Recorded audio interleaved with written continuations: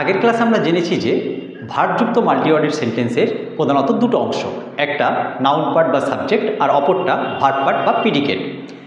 ইংরেজি বাক্যের কাঠামো অনুযায়ী প্রথমে সাবজেক্ট, তারপর ভার্ব, তারপর অবজেক্ট বসে। আমরা জানি সেন্টেন্স মানে মনের ভাব সম্পূর্ণরূপে প্রকাশ করা, অর্থাৎ মনের ভাব যদি সঠিকভাবে প্রকাশ করতে আমরা চাই তখন আমরা সাবজেক্টকে কিন্তু বিভিন্ন পজিশনে বসাতে পারি। এতে করে কি হয়, সেন্টেন্সের একটা যে নাটকীয় ভাব বা ভঙ্গি সেটা সম্পূর্ণ সঠিকভাবে প্রকাশ পায়।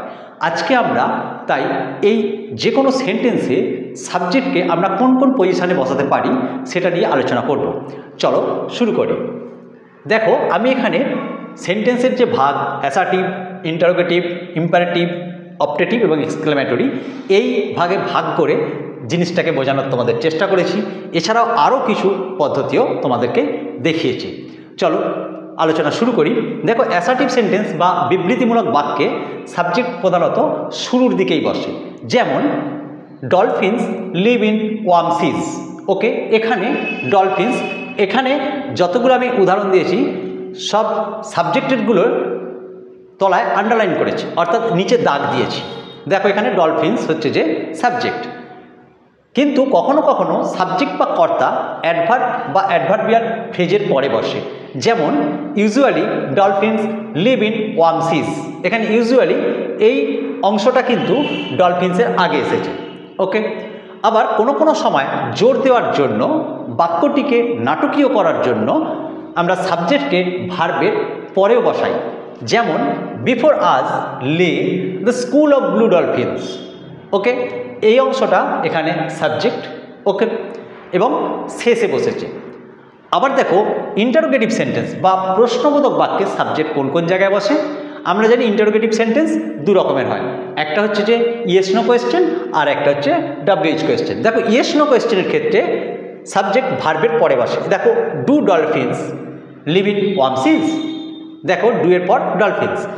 আবার WH কোয়েশ্চেনের ক্ষেত্রে WH ওয়ার্ড ও ভার্বের পরে বসে সাবজেক্টটা, যেমন হোয়ার ডু ডলফিনস লিভ। ওকে, আবার কখনো কখনো রিলেটিভ প্রোনাউন সাবজেক্টের ভূমিকা পালন করে, যেমন হু, হোয়াট এই জাতীয়।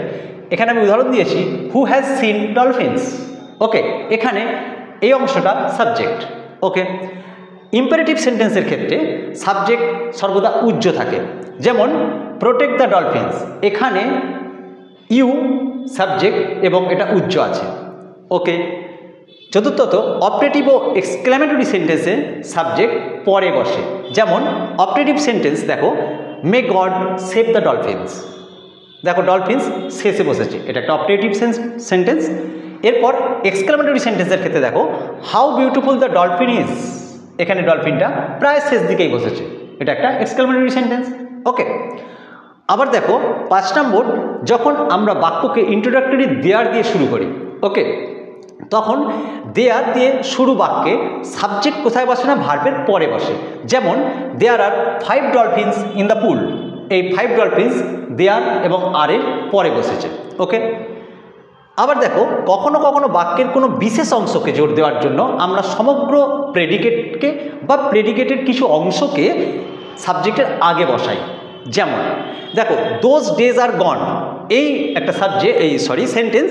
এই সেন্টেন্সটাকে আমরা যদি এরকমভাবে লিখি আরও তার মানেটা সুন্দর হয়। গন আর দোজ ডেজ, এখানে দোজ ডেজ সাবজেক্ট এবং শেষে বসেছে, প্রেডিকেটটা আগে এসেছে। দ্বিতীয় দেখো the uses of adversity are sweet. Okay, দেখো আমরা এটাকে এভাবে লিখতে পারি, sweet are the uses of adversity. সাবজেক্টটা শেষে বসেছে, প্রেডিকেট পার্টটা আগে চলে এসেছে। তৃতীয়ত I have none silver and gold. দেখো silver and gold have, I নান।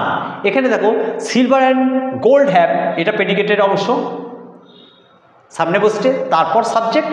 আবার নানটা প্রেডিকেটের একটা অংশ, সেটা আবার পরে বসেছে, অর্থাৎ এক্ষেত্রে সাবজেক্টটা মাঝে বসেছে। ওকে।